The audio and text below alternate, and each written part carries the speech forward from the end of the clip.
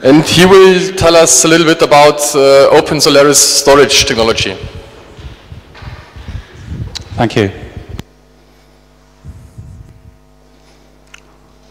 I shall just walk this side of the cameras and apologize profusely because I have been up most of the night because my laptop is dying.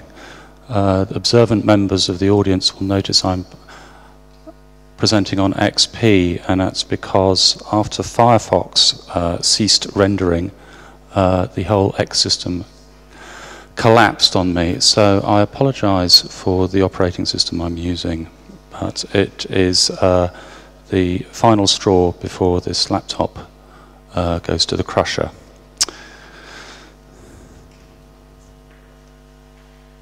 I want to talk to you this afternoon about the storage portion of Open Solaris, what internally in some way are starting to brand Open Storage.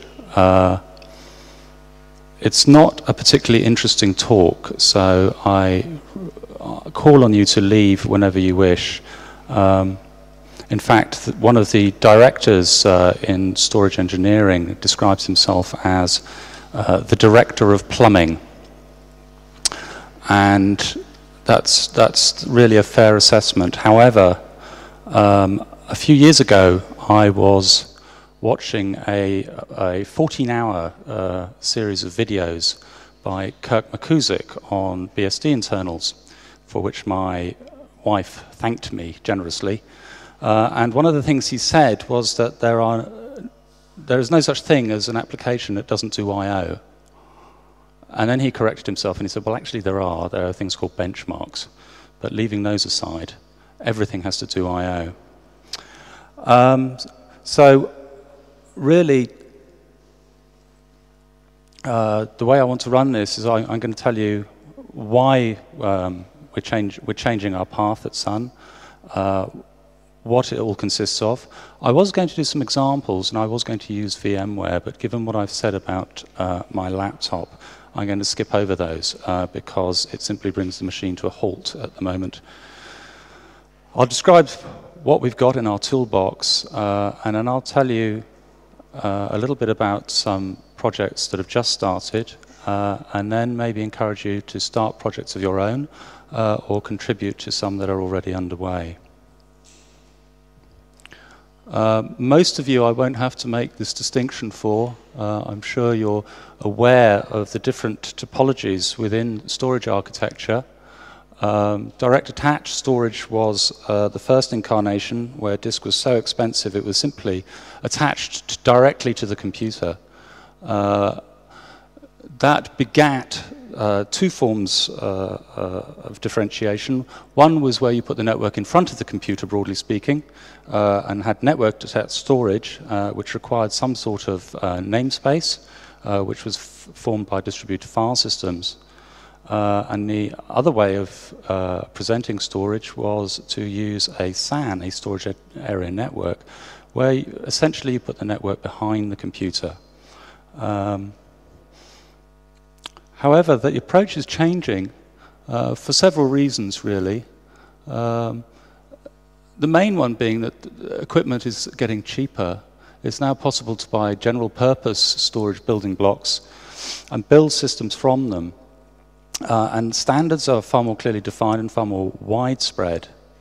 So using a mix of industry standards and standard protocols and storage standards and commodity hardware, it is now possible to build storage networks far more cheaply, far quicker. And this is really something that Sun are very interested in, both for obviously on their own behalf and on behalf of the community and others such as OEMs and VARs and ISVs.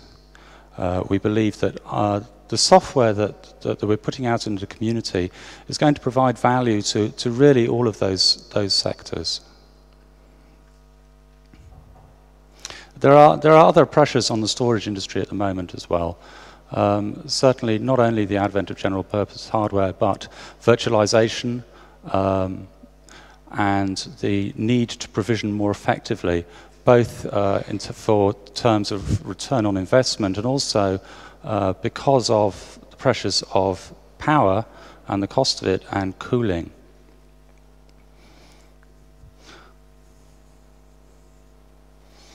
The architectural model I sort of like to present our storage software in is really a layered approach similar to network architectures, where at the bottom you have the hardware and at the top you have basically the applications that wish to run on it, and below, sitting between those, are a number of distribution systems and pieces of software such as device drivers that have to deal with the hardware.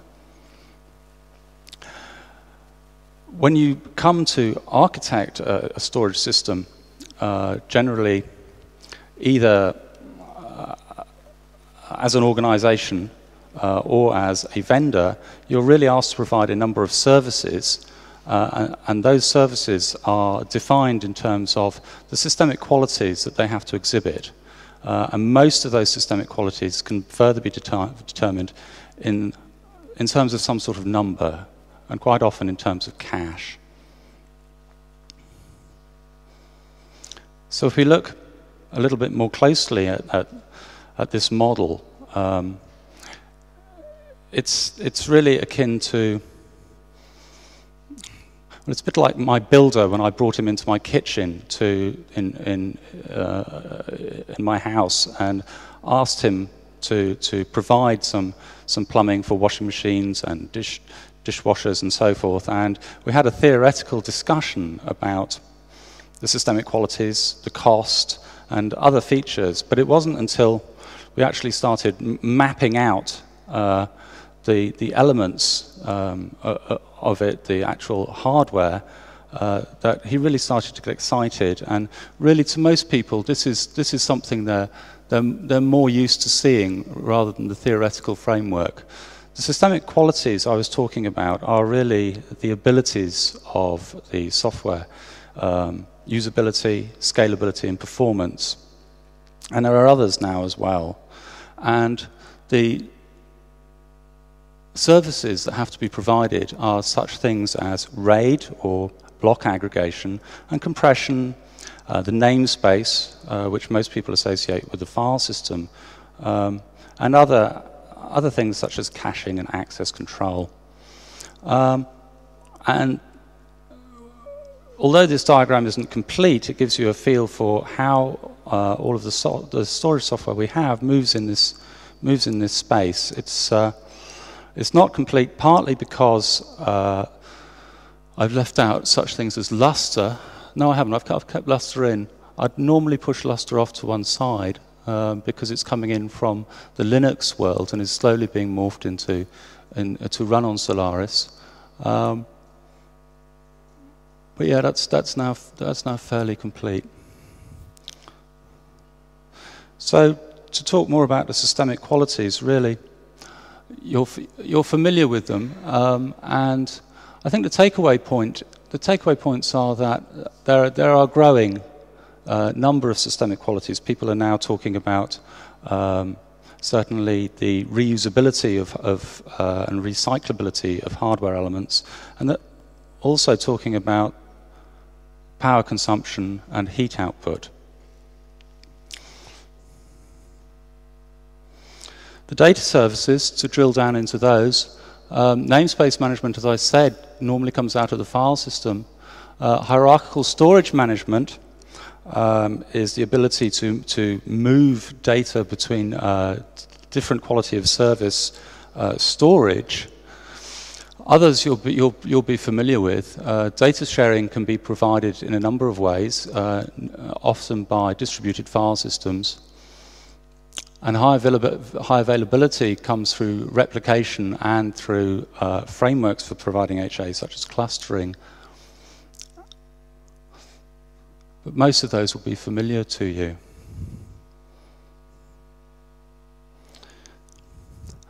Now, this is really the the central point that I'm trying to bring alive for you is that Sun have now open sourced almost the entire portfolio of their storage software. And it's also been added to by other projects that have come along from the community. There are a lot of file systems there, some of which are slightly obscure. I wouldn't take you through YANFS, for example, but certainly Parallel NFS is now well under development and is in the outside community. It's been pushed out. In fact, it was initiated as an open source project and continues, whereas some other file systems go back to Sun acquisitions of other companies and have been profit lines for the company and are now outside. So, for instance, to take shared QFS, that is a file system protocol that runs the data portion behind the server over a SAN and the metadata portion over a network such as Ethernet to provide a clusterable solution for high-speed data availability. Bolted to that is SAMFS, which is an HSM product. And those two together are used very heavily in the HPC space. There are other more traditional, what would have formerly been offerings, such as Solaris Volume Manager and UFS. And now we have ZFS, which is often touted as the last word in file systems, though that really is a discussion topic in itself.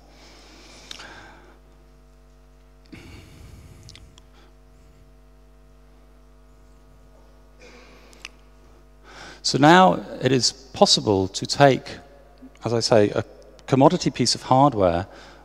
In fact, you can, if you wish, do this with a laptop and present the storage of it over a number of different transports. So you can present file level over NFS and CIFS, and that is backed by ZFS, which allows you to do essentially to turn a piece of commodity server hardware into a RAID device and present it out over those network storage protocols and also over block protocols such as SAS and iSCSI using COMSTAR, which I'll come on to.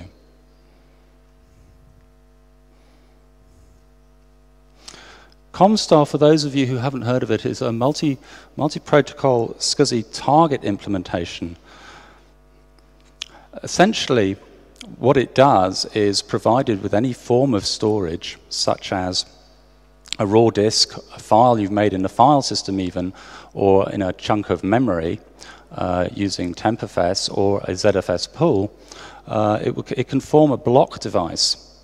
And it can present that block device out to the network or networks over a number of different provisioning protocols, such as Fibre Channel and iSCSI, and also SAS and Fibre Channel over Ethernet.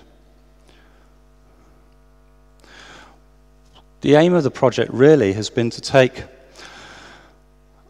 all of the provisioning protocols, such as iSCSI, and move them into modules of their own, and take all of the block handling device driver side of it and move those into blocks of their own.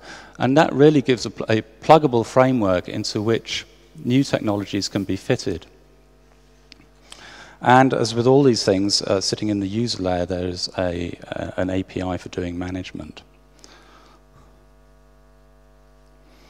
Once you start using ZFS as a backing store for COMSTAR, you have a number of different things you can do.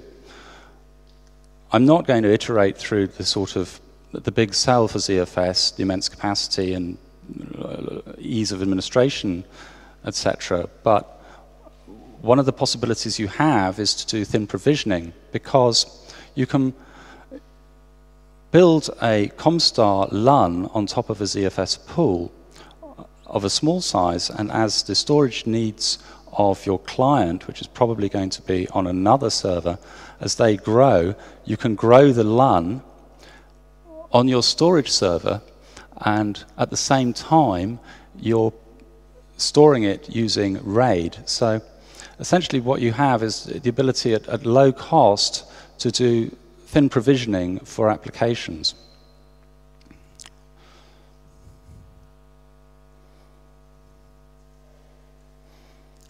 And this is the ease with which you can do it. There's a small bunch of commands, basically, which create a LUN out of some form of backing storage, present it to the block driver, which turns it into a block device, and then enable access to it as an initiator through COMSTAR, and then push it out onto the iSCSI network. And then once that's done on the target, on the initiator, essentially it's loaded up. At the moment there is static configuration. Discovery isn't quite into the source code yet. And then it can be treated, after it's added into the device tree, as any other disk device.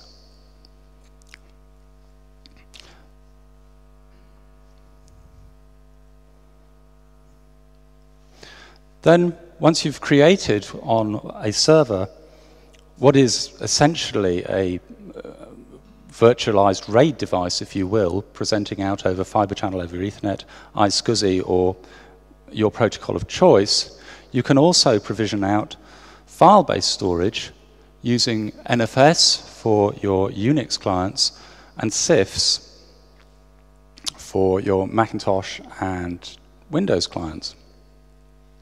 And again, the amount of administration needed to do this is very slight because great care has been taken to move the administration for these distributed file systems under the same umbrella as ZFS, which means they have a common syntax and a common look and feel to them. So you now have a commodity server that is sharing out at both block and file level.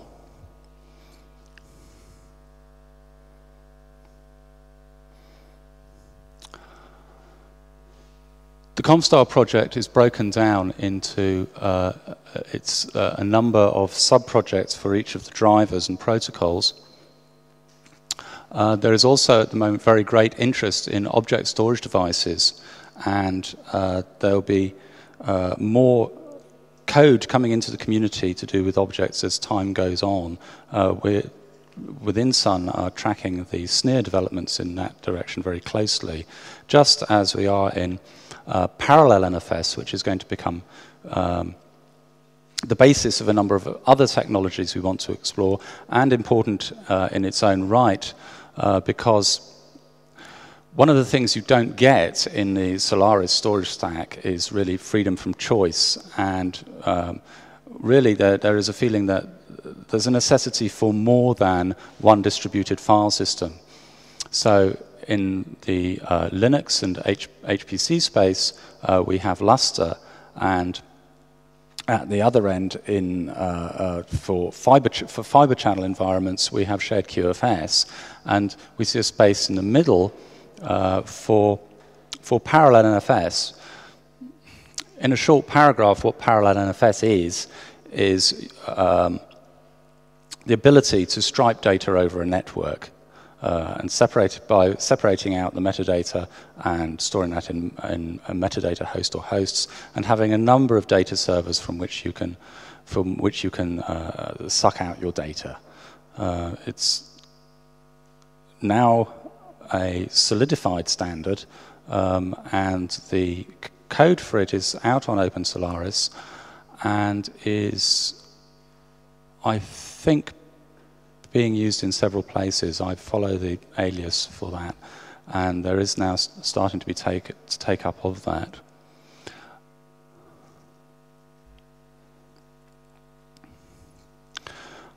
I don't really wish to push the idea of the community to the community. So I'm going to skip this slide, really.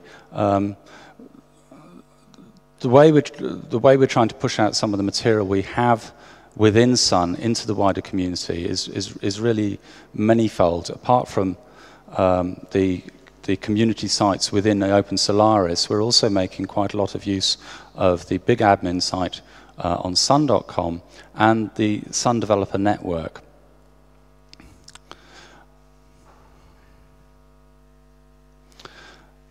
And these are a few of the newer projects that are coming along, both initiated from within Sun and from out in the community. I've been quite gladdened to see random people contribute to the storage interest alias and say, I'd like to start a project on coding in magic pixie dust. And you see votes start to fly on that, and it either gets taken up or it doesn't. And some of the recent ones that have come onto our radar are Celeste, which is not easy to describe in a sentence. Certainly, I read the research paper on it at sun.com, which was full of mathematical proofs and lemmas, and at this stage I still don't feel competent really to articulate that. Suffice to say, he says, taking a deep breath, it's a dynamic, distributed, peer-to-peer, object-based, fault-tolerant file system. So it is buzzword compliant. And that's being pushed out into the community to try and make more of it rather than letting it sit inside Sun Labs. By contrast, CAM, Common Array Manager, is a long-standing product within Sun, which is very mature and is now being pushed out into the community. It's essentially the software we use to manage all of our arrays and RAID devices. And we are also pushing out Pegasus, which is in some ways the traditional open source answer to the problems CAM attempts to address. And there will be a certain amount of synergy, to use an overworked word, between those two through the common information model that they'll share. DAVFS, essentially that is a WebDAV implementation, similar to WebNFS, for those of you who remember it, where you transport file system semantics through the medium of HTTP. So in that implementation, DAVFS is the client, and your server would be something such as Apache. And by contrast to that, Megathas, which is one of the most recent projects, is the driver for the LSI MegaRAID HBA. And that's interesting because in common with a number of other pieces of the Open Solaris project, what it's attempting to do is minimize the amount of closed binaries within the distribution. So LSI have contributed code, as have a number of other HBA vendors, and we within Sun are taking that code, adding FMA, fault management architecture, to it, and adding power management to it, and tidying it up and doing all that within the framework of Open Solaris. So really I'm going to leave you with the request that you should go and explore that community. It is the alias for Open Storage and the other aliases associated with it, but in particular ZFS, are the most heavily trafficked within all of the community. And although some people view storage as a bit of a backwater, writing file systems, and especially distributed file systems, is not trivial, and areas such as distributed locking and fault handling are academic and are academic exercises themselves. So I really would encourage you to have a look at some of the areas that need addressing and take advantage of the open source facilities that are available to you, both as a storage foundation to run your own enterprises, and also as something that you can contribute to.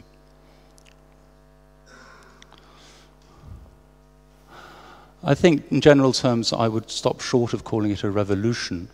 It's more of an evolution in that taking a productized piece of storage software and putting it into a form that can be worked on within an open source framework is not a trivial exercise. So this really has happened piece by piece. It's also been complicated by the fact that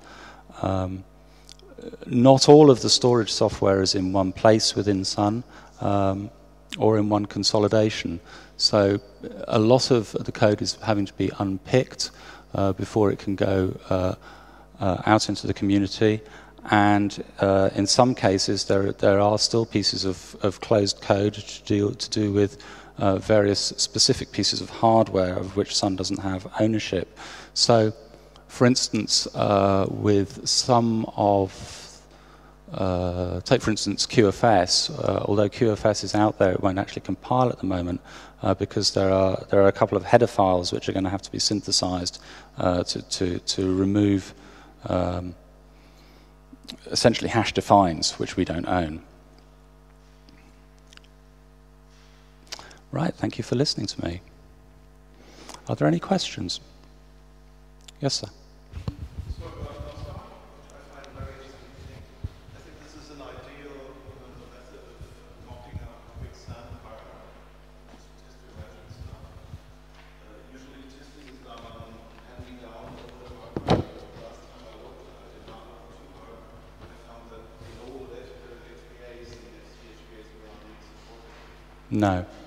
That's true. For Fibre Channel over Ethernet, I believe we're supporting Emulex and QLogic. If you go to the storage page for COMSTAR, what will and won't work at the moment is pretty carefully defined.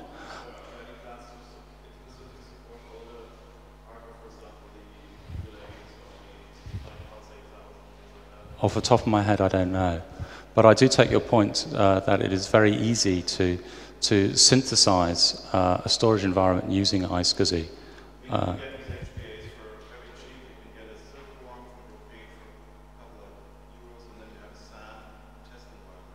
You do.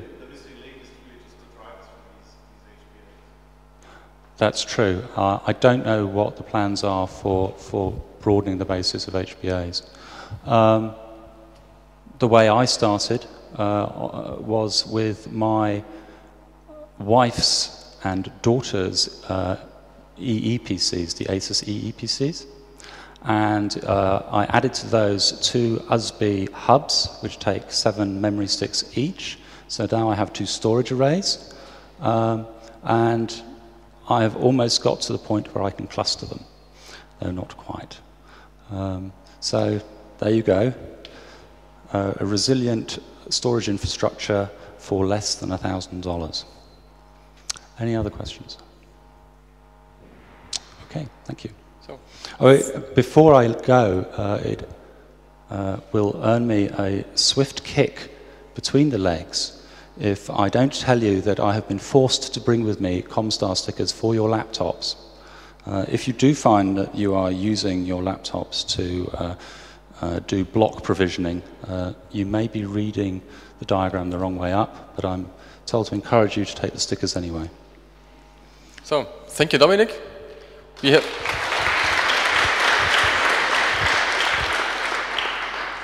have 15 minutes left to the next talk, so feel free to walk a little outside, have maybe a coffee.